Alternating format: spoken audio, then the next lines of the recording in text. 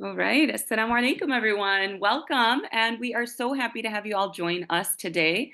Um, my name is Shaza Khan. I know some of you may know me, but we all don't know each other. So briefly, I am the executive director of the Islamic Schools League of America. We are a nonprofit that supports full-time Islamic schools, primarily residing here in the United States.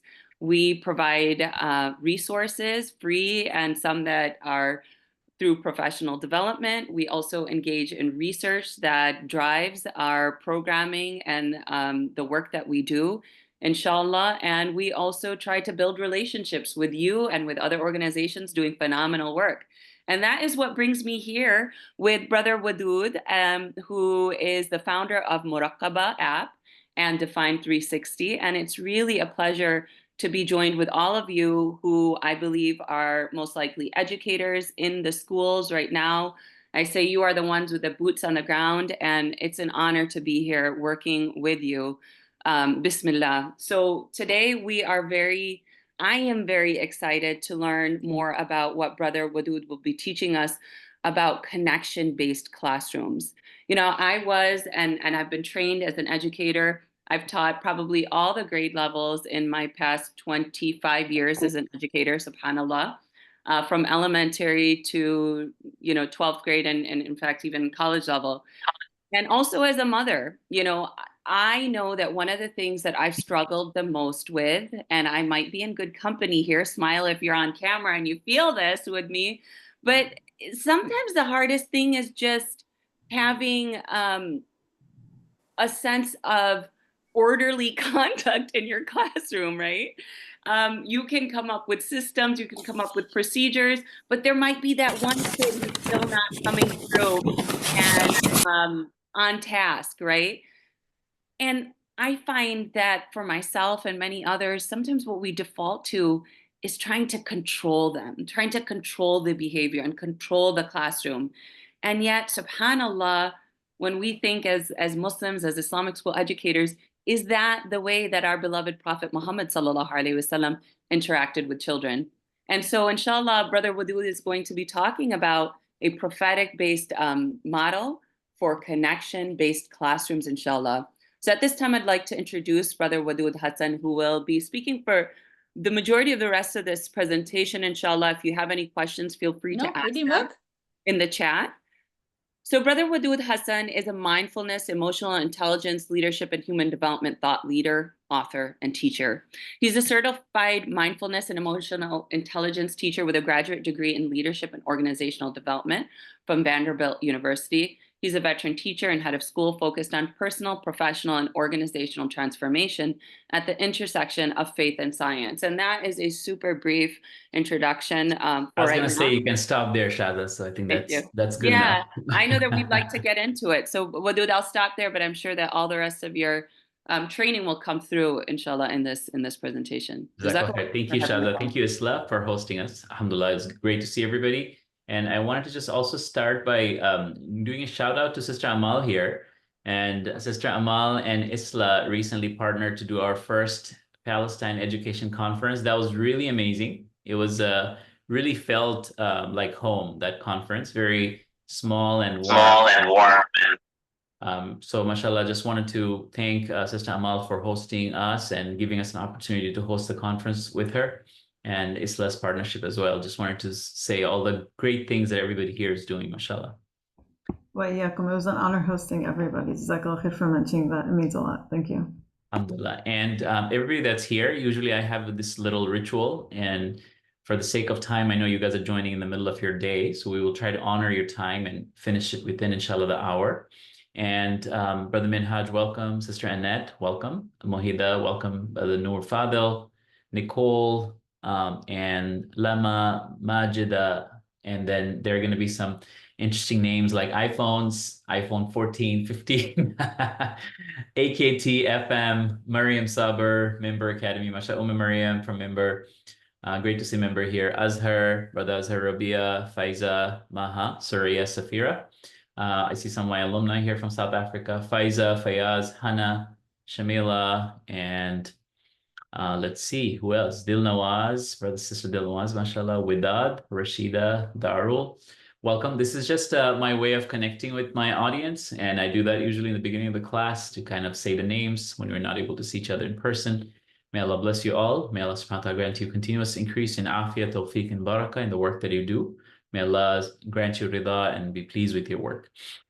With that, inshallah, the way that we normally do our workshops is a little bit longer. We go more into tools, we do guided practices, we do journaling, we do mindful listening, various activities to really go deeper into the concept. However, for the sake of a work day, in the middle of the work day, and for the sake of time, we will mainly talk about the content or the key components of this workshop, leading up to other opportunities for you to learn and go deeper.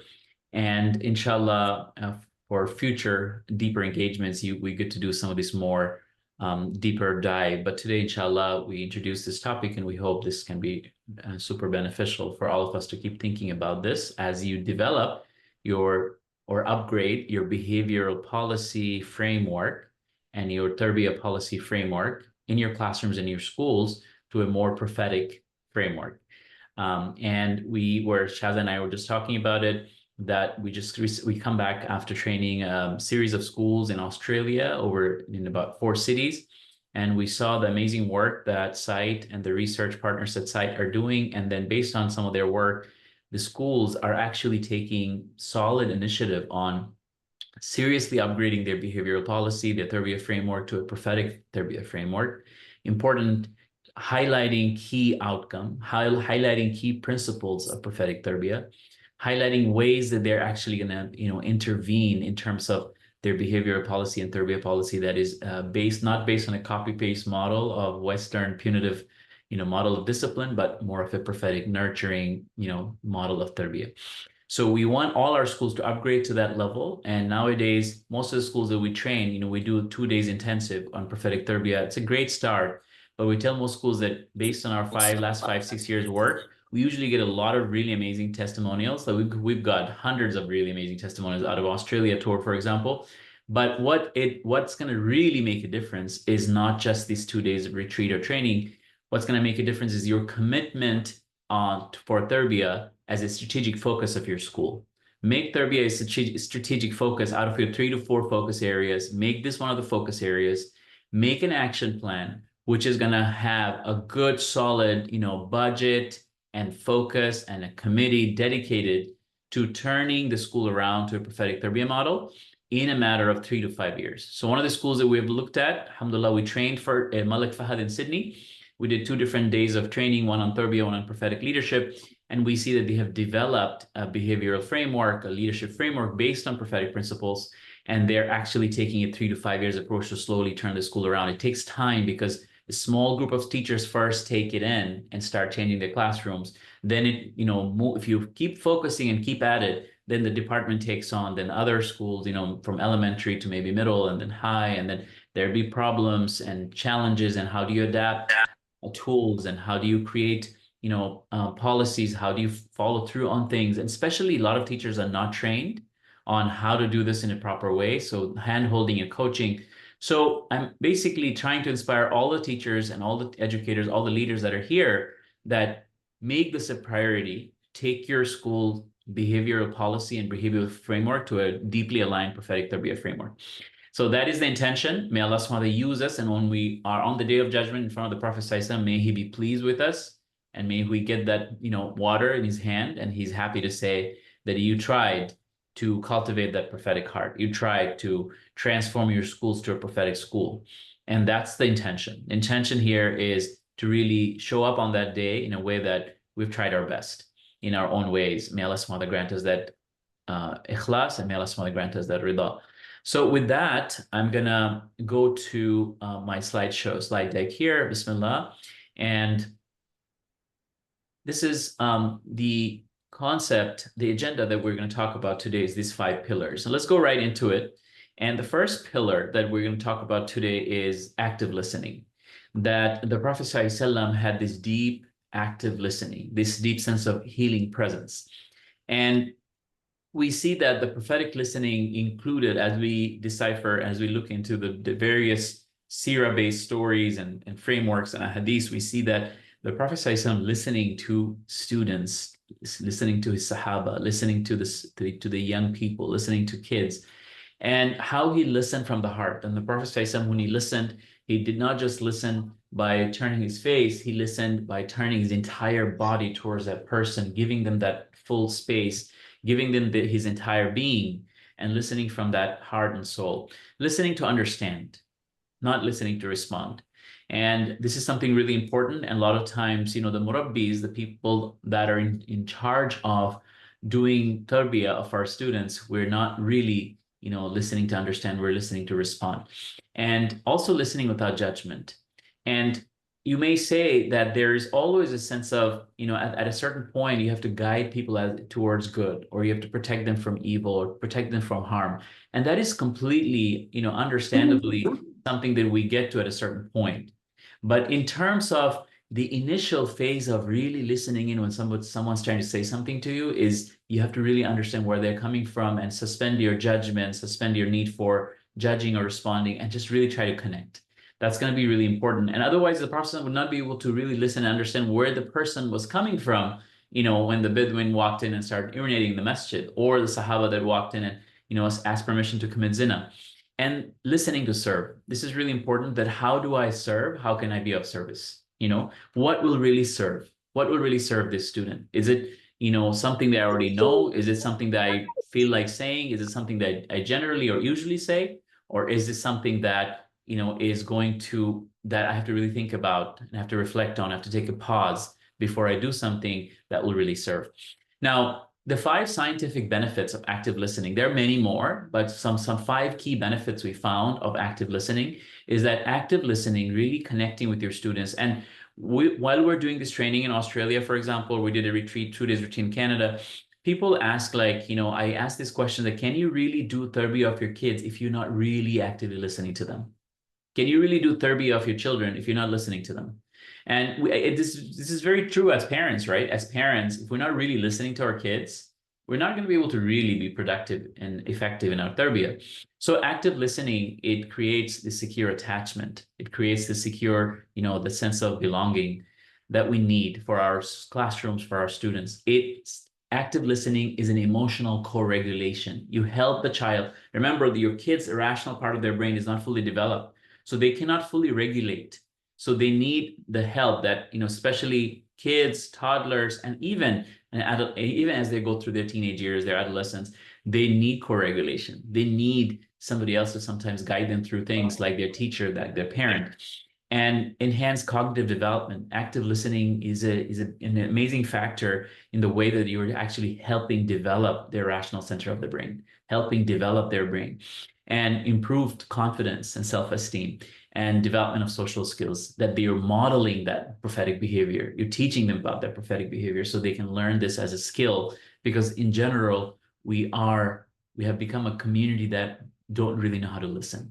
This listening, I don't have time in this workshop, but there are several layers of this listening. Starts by first and foremost listening to Allah and His words, listening to the Quran.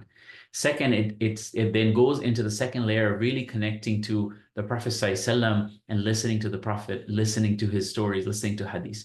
And then third, it goes into then listening to each other. Part of this system is also listening to yourself, deeply understanding what is that guidance that Allah is placing within yourself based on the Quran and Sunnah. So there can be an entire workshop just on listening, but it's really important to understand that this is a really foundational skill for secure connection, a connection-based classroom that you need this quality of the process and the prophetic active listening. The second pillar of Tarbiyah that we want to talk about today is this concept of play. That are we playing with our kids? Are we playing with our children? Are we playing with our students? And sometimes that play means, that hands-on projects that you have, that activity that you have, that center-based instruction that you have, and where you're getting up and you're moving and you're doing things and you're learning by doing. This concept of play is such an important prophetic sunnah, that this is a beautiful tool of secure connection and transformation. Abdullah ibn Ja'far mentions that the Prophet ﷺ came back from a journey and he would be met by us children. And one day he was met by me and Hassan or Hussein. He made one of us right in front of him and the other behind him until we came to Medina. So here's a head of state coming back from a really important mission, coming back to his city, and he has so much to do, right? He has, a lot of times, our excuse is that we're so busy. We have so many things going on. And that's true, especially may Allah bless our teachers. They have so much that they're doing. And however, Prophet ﷺ was the best of teachers. He was the best of examples. He said, I was sent as a teacher. Sorry, Sallam. So if he had time to play with kids in those, important times, he's coming back home. He needs to get back to his family. He needs to get back to his community. He has so many things to achieve and take care of. But learning to take a pause and connecting with kids and playing with kids is such an important thing. Sometimes the Prophet ﷺ would come into Medina and the kids would run up to him and they would grab his hand and they would pull him and he would go with them wherever they would take him.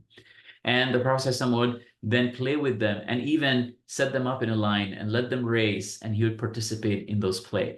So it's such an important way to connect with your kids. And for teachers, are you joining the activity of the classrooms? Are you doing certain things that make the kids come alive and you're participating in that? Alhamdulillah, many of our teachers are already doing this, but really understanding this concept of play, that this play and the importance of the play research and play therapy is not, it has become such a big thing in the last, over the last few decades, but this is something that is rooted in the Sunnah of the Prophet ﷺ.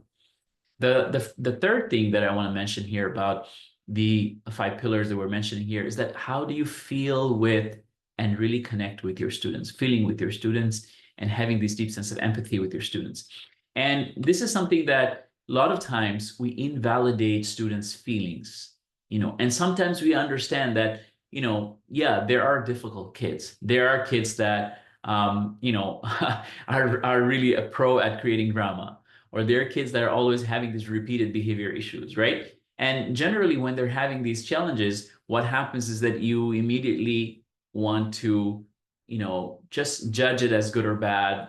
You immediately want to kind of like just brush it off and not connect, not use that emotion as a connection. So thinking and reflecting on how do I not invalidate or reject what students are feeling, even if that feeling may not be sometimes productive. And how do I feel with them and connect with them during those vulnerable emotional moments? And this is a really important task because we see that the Prophet was he had this deep sense of empathy when people had difficulties, right? That Azizun Ali, that لَقَدْ جَاءَكُمْ رَسُولٌ مِّنْ أَنفُسِكُمْ عَزِيزٌ عَلَيْهِ مَا عَنِتُّمْ حَرِيصٌ عَلَيْكُمْ بِالْمُؤْمِنِينَ رَءُوفٌ رَحِيمٌ, that he had this deep sense of empathy for the people. So really understanding that, using the difficulties and vulnerabilities and emotions of your students as a learning moment, as a connection moment. So it was narrated by Abu Tayyar that I heard Anas ibn Malik that the Prophet ﷺ used to mix with us so much that he said to a little brother. So this is basically the story of Abu Umair. When Abu Umair had this little, bird that passed away, right? The Nughair, the little bird that passed away, that the Prophet ﷺ did not, Abu Umair was sitting and crying, and the Prophet ﷺ did not give him any advice at that moment. And instead he sat with him and for a long time, and he just sat with him. And from time to time, he would just say, what happened to the bird, O Abu Umair? What happened to Nughair? And he would just say that in a way that just makes Abu Umair feel that, okay, he's here to feel with me. He's here to sit with me. He's here to mourn with me. And this sense of feeling with and connecting with difficult emotions are such a beautiful prophetic sunnah and a pillar of creating that connection-based classroom. The fourth pillar is affirmation. How do you create affirmation that turns the students, from take them from their distraction and take them to a sense of focus and calmness? That affirmation that you give that can help students move from their lower self to their higher self. And this is where, the Prophet ﷺ, this is Amr ibn al-As radiallahu anhu mentions the Prophet ﷺ used to embrace the worst of people. So not just the best of people, but the worst of people. And with a cheerful face and kind words and soften their hearts. So this softening of the hearts, this connecting with people's heart, um, really, really having that moment to take control of people's hearts. And the Prophet ﷺ had this beautiful way that he gave this physical affirmation, embracing the worst of people. And then Amr ibn As mentioned that he used to embrace me with a cheerful face and kind words until I thought that I was the best of people. So somebody walking in with their distracted self, a child walking in, distracted, not calm, nervous, not focused, not at their best, not feeling their best, not doing their best. And that affirmation that you give them, whether it's a physical affirmation, whether it's a verbal affirmation, whether it's that space you hold that takes them from that, feeling like I don't know where I am right now to I feel I'm the best. I feel I have so much potential. I feel that I can conquer the world, and for older kids, it gets more trickier to hold this space. For younger kids, that you've seen this as a parent. Those of you that are parents, those of you that are teachers, or younger kids, you've seen that kids coming back to you and looking for that affirmation, and you give them that encouragement, that affirmation, and then they just kind of like they're able to brush off the difficulties, get back up and go run and go play, right? That sense of lifting people up, lifting our kids up from their lower self, to their best self. And these really important things about affirmation, there's a lot of different, this connection. The Prophet ﷺ would hold hands, like if somebody gave their hands to the hand of the Prophet ﷺ, and if they are holding the Prophet ﷺ's hand, the Prophet ﷺ would not take his hand away until the other person takes it away, right? The smile, the listening, the space, the touch, the words, all of these were affirmations. So affirmations, it's a really important way to create that connection in the classroom. There are a lot of different things that happens through affirmation. All of those 5 things that we shared earlier that happens through active listening, all of these things happen when you're also during that active listening, when you're giving them affirmation. This was the Prophet ﷺ, a lot of times he would also stroke the chest of the person with his hand, and he would make dua for them, and he would have these various gestures of affirmation. So then the fifth thing that we want to talk about here about the prophetic pillars is psychological safety. And this psychological safety, there are many different ways to describe this trait of the Prophet ﷺ, that, psychological safety is one of these terms that has become very popular. So I used it, but you can use words like overlooking people's faults, or giving them a safe space to make mistakes when they're trying to do when they're in their journey to learn and grow. Our students are here to learn and grow, they're not out there, in an environment where they're wasting their life and time away. They actually invested their time, their life, their time, and their parents have invested their time to put them in our classrooms, right? So they're in a growth mindset, growth type of environment. They're in a learning type of environment. When they're growing and learning, they're going to make mistakes. They're going to fail. Sometimes, they're going to fail and make mistakes academically. Sometimes they're going to fail and make mistakes behaviorally. And having that safe space where they're allowed to have that failure, that sense of forbearance, hilm, the sense of compassion and oversight the Prophet had, the sense of creating that space where people are allowed to make mistakes, because at the end of the day, they're learning, they're growing. And this is so important to create that space. And we know that Anas ibn Malik mentions that I served the Prophet for 10 years. By Allah, he never even said to me once in that 10 years, "Oof," to the extent of just saying, "Oof." He never said harshly, "Why did you do this?" or "Why did you not do that?" There are times that Anas mentions that he would forget, and he would forget to do certain things that he was sent to do, and the Prophet would overlook it. And the Prophet would ask his family member to also have a sense of oversight, this sense of giving some space for people to make mistakes, giving some space for people to fail, and then perhaps use those moments to teach and learn lessons, and then move forward so they feel like they're safe to make mistakes and have that, you hold that space for them. So the really important things here, because we're trying to create a prophetic, environment, is that we build a connection-based and not a control-based classroom. We know that this is something that from the very beginning, Allah subhanahu wa ta'ala made it very clear to the Prophet ﷺ that guidance is not in your hands. It's not in your hands. You're not going to be able to, really shape somebody into guidance, And in our Tarbiyah framework, in our masterclass, we talk about the gardener's mindset, right, versus the carpenter's mindset. So it's important to have this prophetic mindset that we can only influence and inspire and teach and give them the right environment. And the rest comes from Allah subhanahu wa ta'ala, and not everything comes at once. So connection-based characteristics is secure and loving connection between the teacher and the child. Control-based is very controlling and punitive type of environment. And connection-based classrooms, connection-based environment, it develops effective communication, confidence, emotional regulation, and reliability. Control-based, fear-based bond that can inhibit, can, stop that growth mindset, can stop because people are so scared, creativity and taking risk for creativity. And children are active and confident in interactions with others, their behavior in a connection-based environment. And in a control-based environment, children can also mimic that behavior, and they might feel the need to also control things, control and manipulate things, and the adults that are around them in that environment. I will stop here for a second. I think I've been talking for a little bit. How does that feel so far? And are these tools that can be important, that can be valuable?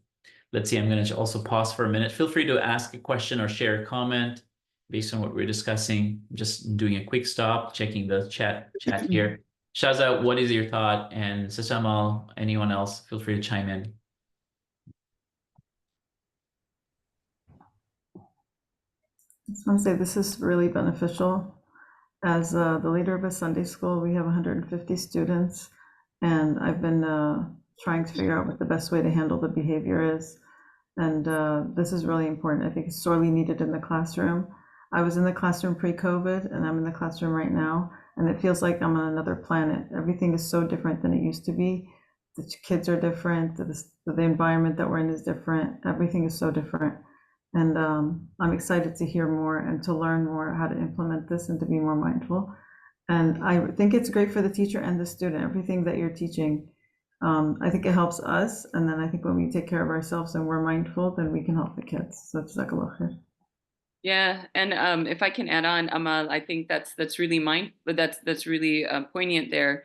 And Nicole, your point too, that it seems that this type of work requires reflection of the teacher as well. And knowing what I know about, Wadud's work and the way that he does the training, it is about developing ourselves as educators. And then as a school leader, because I know Nicole, that's your position, right? Is that how do school leaders create space and encourage and create the culture of growing their professionals, their educators, to not just focus on their students, because that's, I think, what makes us default into that managerial aspect and that control element, right? But to really focus on, like, and to really stress and highlight explicitly say, we must all work on ourselves, and then to also model that, subhanAllah. So yeah, Minhaj has a very specific question here about how can we handle the child on their behavior that is controlling in nature? How can we handle child on child behavior that is controlling in nature, child on child behavior? So maybe interactions between peers, Minhaj, is that what you're talking about? We can and will try to adopt connection. Okay, so that's related. What you've presented so far, Wadud, is about the teacher and student relationship. I think Minhaj is pointing out, what about the child to child relationship? What can be done in short and long term about things like bullying, which I know, Amal, you also talked about before in a different meeting. So let's do a quick reflection on, around what Minhaj is saying. It's not just about that child, but in general, what can we do? How can these tools that we just learned can actually transform the way that we build our classroom, right? Specifically, there are tools that I can go into, but in terms of coming back to the theme of this, that how do we develop that secure connection-based classroom and environment in our classrooms using these prophetic models of prophetic pillars of Tarbiyah. And I'm going to give you guys just about 5 minutes, and inshallah, looks like alhamdulillah, we're doing good on time. So is it okay if I take just 5 minutes of your time to do this exercise? Because I want you to kind of think about from Brother Minhaj's perspective, what he's saying about how do we train the kids, and also how could these tools help in training the kids and creating the right environment. So with that, I'm going to go back to this quick journaling activity that I thought that maybe we don't have time for, but I will do that really fast because it looks like we have a little bit of time. I'm gonna and we are gonna time this, and inshallah, you have my word that we'll finish it definitely within an hour. So you do 5 minutes of this, we'll come back, we'll summarize and discuss a little bit more. So the timer starts for this prompt. I want you to take a picture of before you go to this prompt, I want you to take a picture of this building blocks of a connection-based classroom, right? That we just mentioned. Take a quick screenshot of this, the active listening, the prophetic listening and healing presence, the play, embodiment and extension of God's compassion, feeling with students, the empathy and well-being, the affirmation, the physical and verbal love and inspiration, and psychological safety. Failure and mistakes are part of growth.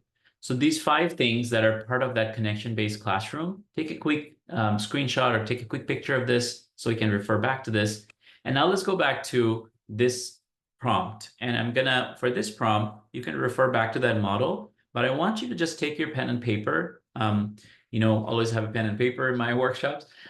Just keep your pen moving. Allah teaches us through the pen. So keep your pen moving and see what comes up for you as you think about these 5 pillars we just discussed to create that secure, that connection-based classroom. And once you are writing for a few minutes, if you feel like you want to talk about, or you want to think about a specific scenario or problem, you can also mention that maybe, down the line after a couple of minutes of writing. 5 minutes start now. Keep your hand moving and see what comes up for you. Also put a timer on.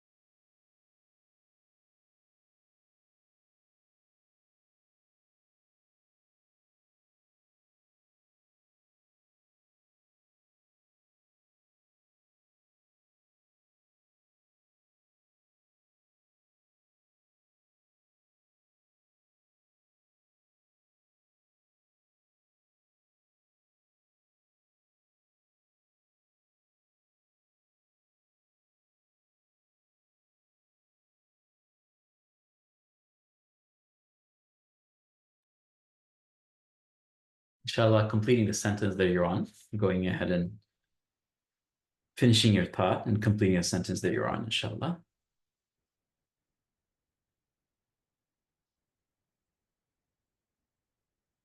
I hope that reflection was beneficial.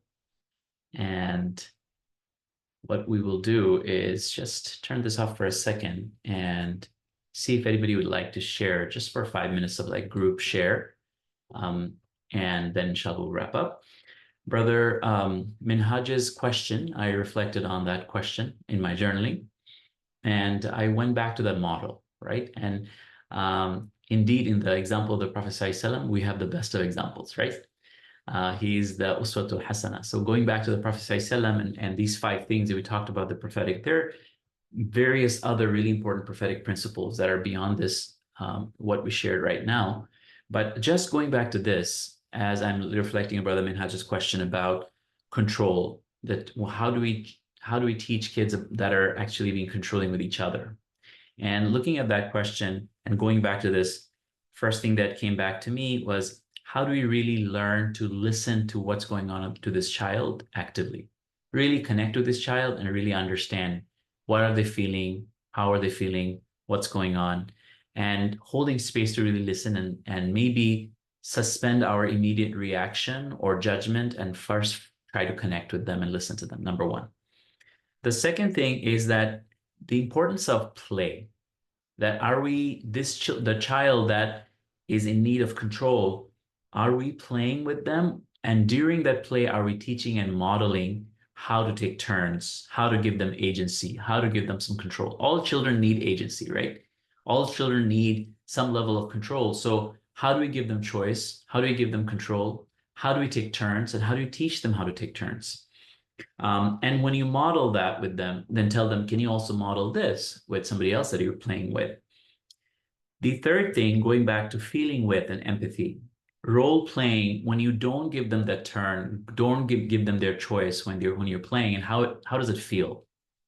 And what would happen if you did that to someone else or another friend? How would they feel? So role modeling, the different scenarios, talking to them about how they feel, and then connecting and projecting that feeling to if somebody else would do this. Like the Prophet ﷺ did for zina, right? The person that came to ask permission, the Prophet said, how would you feel if somebody did that with your mother, with your aunt, with your sister? And the person said, I would hate it. The Prophet said that others would hate it too.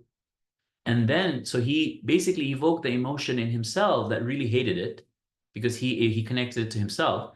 And then he was able to project that self-awareness into others. And we see now from brain science that same part of the brain that lights up when you're self-aware is also the same part of the brain that lights up when you're having empathy. So it's really important to have self-awareness so that you're able to have empathy. So teaching the child that you're actually trying to train, the importance of how it feels for them, and then projecting it to someone else, how would it feel for them in that case? Because you feel this way, they would also feel this way, and creating this sense of empathy for them. The fourth thing that I went back to was affirmation, that teaching them when they have those controlling behavior, how you give them affirmation. That, hey, you're actually okay here. Allah has given you a lot of choices. These are the choices you have. And holding them, giving them a hug, giving them that verbal affirmation, giving them things that you believe that they can do in terms of their growth. Those are things that you're teaching them that they will also take to other people. If they're continuously being, reacted to, they will also go and project that reaction to others, right? If they're continuously being controlled, they will also project that behavior on others. So really important to teach them those affirmation and create that environment affirmation. What would happen if that child gave the other child that he's trying to control or she's trying to control a hug? And if you actually practice a session where everybody had to give each other physical and verbal affirmation, how did it feel? And you paired them up and they did that activity and came back and reported that back. And then finally, in terms of that psychological safety, does this child feel safe in the classroom? Does this child feel that I'm safe, or do they feel, no, I'm not really safe. I'm always continuously judged. I'm a bad kid. I'm a lost cause and I'm never going to change. And this is what we hear from kids that are continuously, misbehaving in our classrooms, because, I was in charge of discipline for several years. And I know that this was one of those themes that happened with those younger little kids, right? Older kids, they would have other types of behavior, but younger kids, when they continuously do bad things and they keep getting called into my office, this is something that they actually have this sense of, wrong set of beliefs about themselves. They don't even have any sense of affirmation of who they are and what they can do. So that projects in the way that they show up with other kids as well. I hope I was able to share some reflection here that's beneficial for the Minhaj, but definitely it goes beyond this.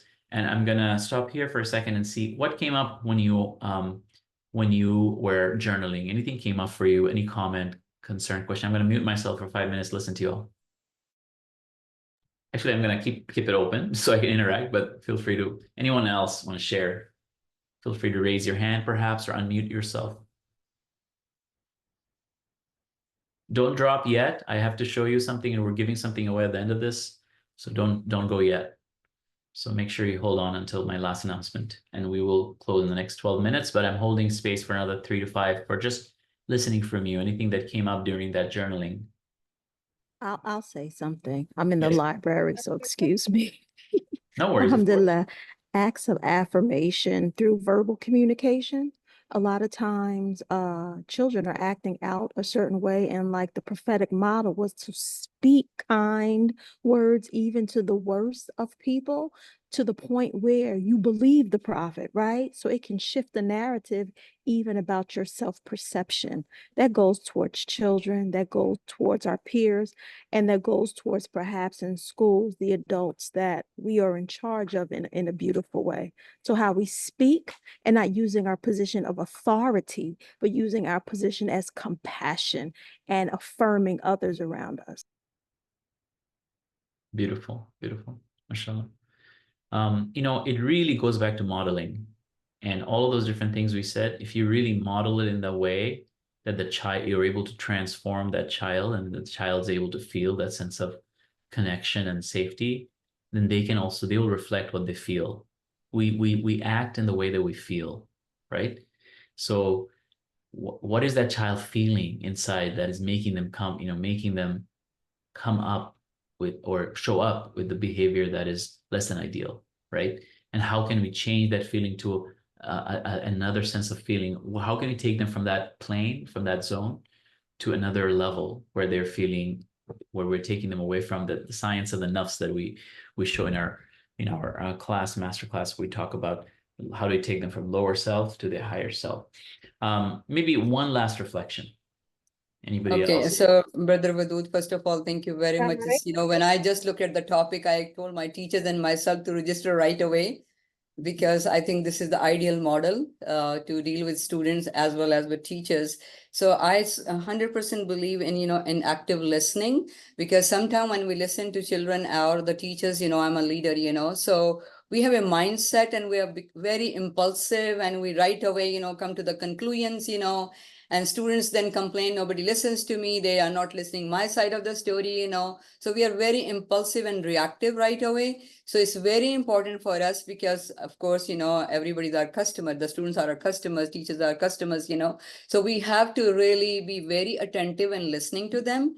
And number two, when we listen to them, we also have to feel their emotions, what they have gone through and what they have brought us to listen to them, So attentive listening is very, very important. And number two, the empathy, we really have, when we are talking to someone, student or teacher, we have to put ourselves in their shoes, what they are going through, what are their emotions, and then give them comfort first, and then listen to them. And, after that, I think it's very, very important, feel present, when they're talking to you. Okay, so that's my reflection, Beautiful, beautiful. Jazakallah khair. May Allah bless your work. May Allah increase you and give you tawfiq. I just want to say something that a lot of times as a principal or as a discipline, back in the days when I was more in charge of discipline, I felt like I had to really solve the problem right away. And where this was coming from? This was coming from not about the child and more about me. That me as a professional, I was able to take care of my job and I was able to prove that I'm effective and I'm productive. So sometimes you've got to forget about yourself and think about what does this child need and not solve the problem. Don't solve the problem right away. Ask yourself, Did I make this child feel a deep sense of safety and deep sense of, connection with Allah and deep sense of connection? Because if this child leaves thinking that I was really able to connect and I had a safe space and I really was able to share what I wanted to share and I was really listened to, right? I think that's a progress, because a lot of times what we want to do is we want to really whip somebody in shape right away, and that it's not going to happen like that. And we see what's happening with that model, right? So go back to the prophetic heart.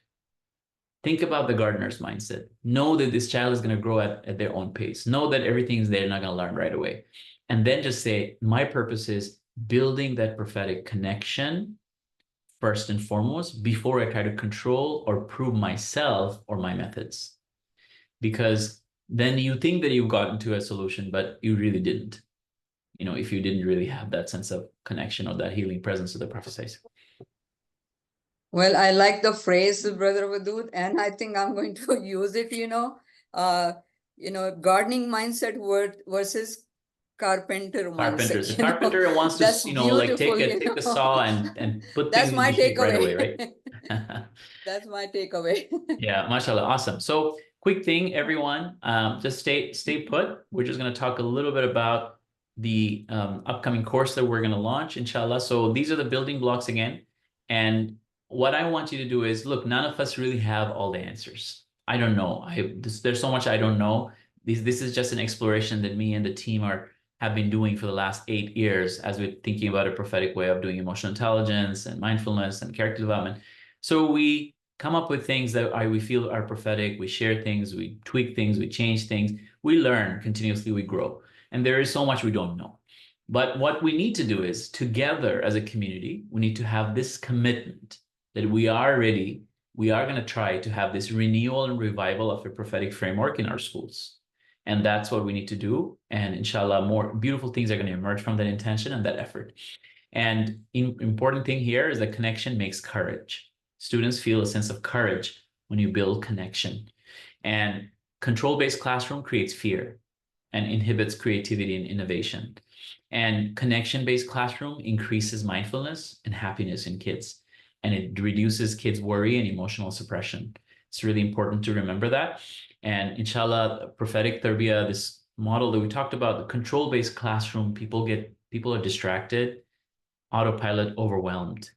And a connection-based classroom is more intentional, aware, and God conscious, especially if you think about the connection is not just, you're connecting as a teacher, murabbi, to the student, but also connecting to a prophetic heart, connecting to Allah subhanahu wa ta'ala.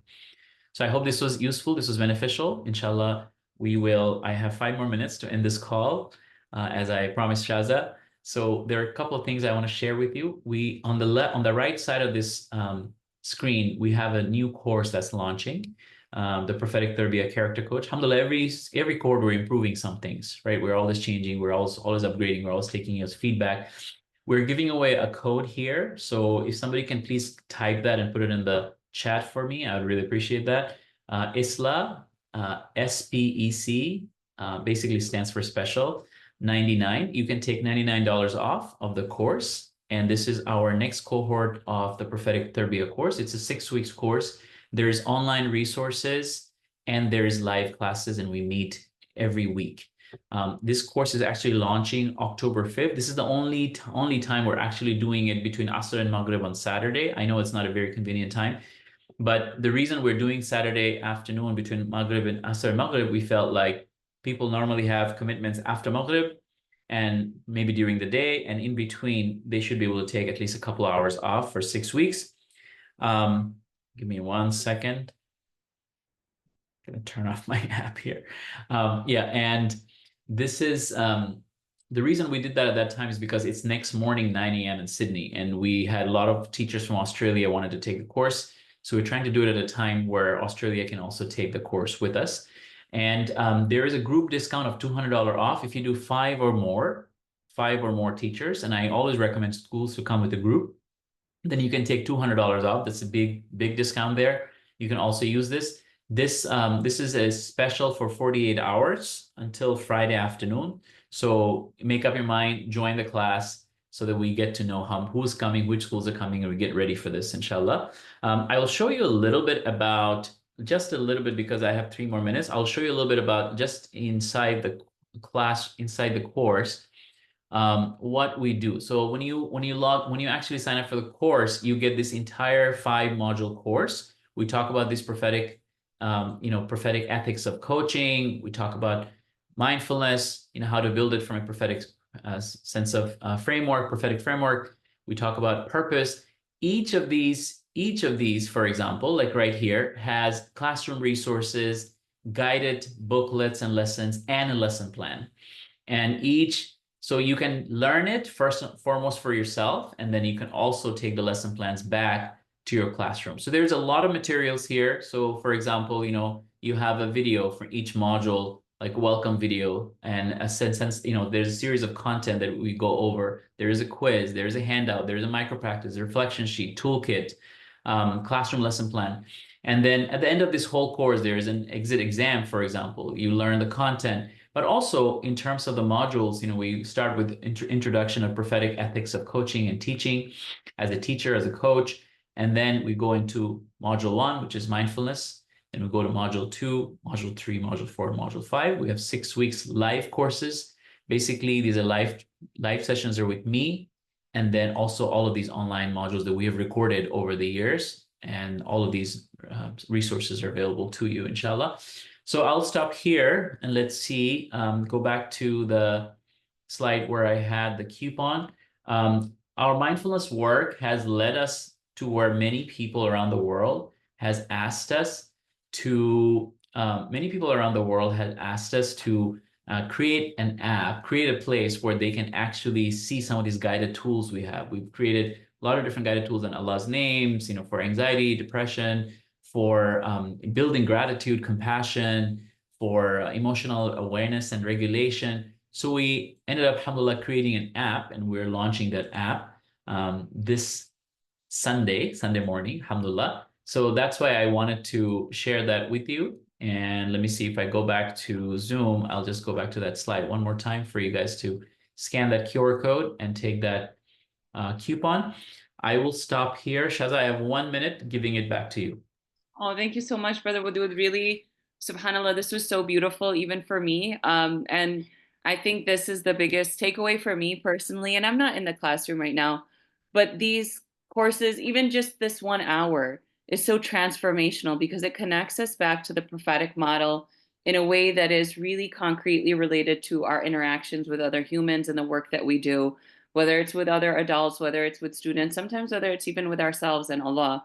So I really appreciate, Brother Wadud, the partnership between ISLA and Muraqaba and all the other work that you've done in the past through Define 360, and all of you, our Islamic school educators, who are putting in the time, the effort, the energy, the tears, the sweat, all of that, and really, really appreciate what you're doing. I want to encourage you, inshallah, to please try to have some of your staff sign up for this. And Brother Wadud, it does have 2 steps. I believe that this is step 1 with the course, and step 2 is the character coach certification, which includes more in-depth application-based training, including lesson planning and observations. Correct me if I'm wrong, Brother Yeah, Wadud. that is true. That is true. Yes. So that's another step, but this is the beginning, and I can attest. I've been part of these. I've been partnering with Brother Wadud for several years. Every single time it's refined. Every single time there's continuous evolution and in a good way, innovation, inshallah, and growth. So I am grateful for the work that you do, Brother Wadud, and that you model what you talk about here. And jazakumullah khairan to all of you for joining. Then we'll stop the recording now, and inshallah, we'll be able to share the recording and whatever other resources, this code and link with you all. The code obviously is valid for a limited time. So please do take this all into consideration and join, inshallah. Jazakallah khair. Jazakallah khair, Shada. I also put my email here, Wadud at, we are, I have a Muraqaba Academy email. This is a new email where we're actually parking our prophetic Tarbiyah work.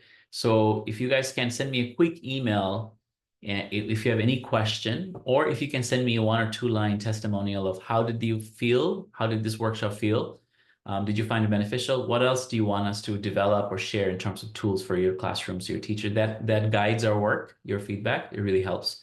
Really appreciate your a short, quick email from you. I'd really appreciate it. Can we end with the dua? Subhanallah bihamdi, subhanakallah bihamdik. Ashhadu an la ilaha illa ant, nastaghfiruka wa natubu ilayk. Allah, we ask you to guide us to a beautiful prophetic heart. Ya Allah, forgive us for our mistakes and shortcomings.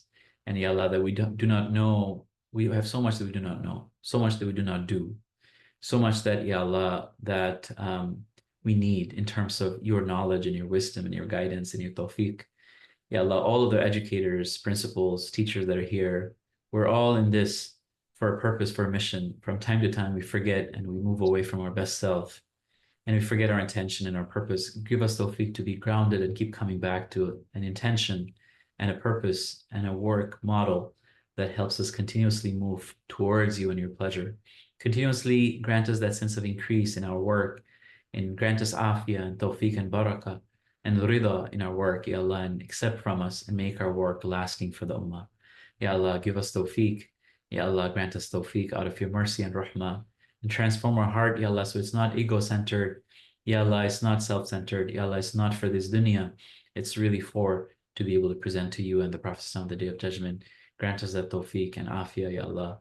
Alhamdulillahi Rabbil Alameen. Thank you for all your blessings. All the khair that the Prophet asked for, grant us all of those khair. All the shar that the Prophet asked protection from. Protect us from all of those shar, us and our students and our classrooms and our communities and our brothers and sisters in Gaza, in Congo, in Sudan, all over the world, Ya Allah. Please, you surround us with rahmah and grant us your nusra and your victory and your qudra. Ya Hayyu Ya Qayyum, Ya Hayyu Ya Qayyum, Ya Hayyu Ya Qayyum. Alhamdulillah Rabbil Alameen. Jazakallah khair, everyone. Thank you so much. Assalamu alaikum wa rahmatullahi wa barakatuh.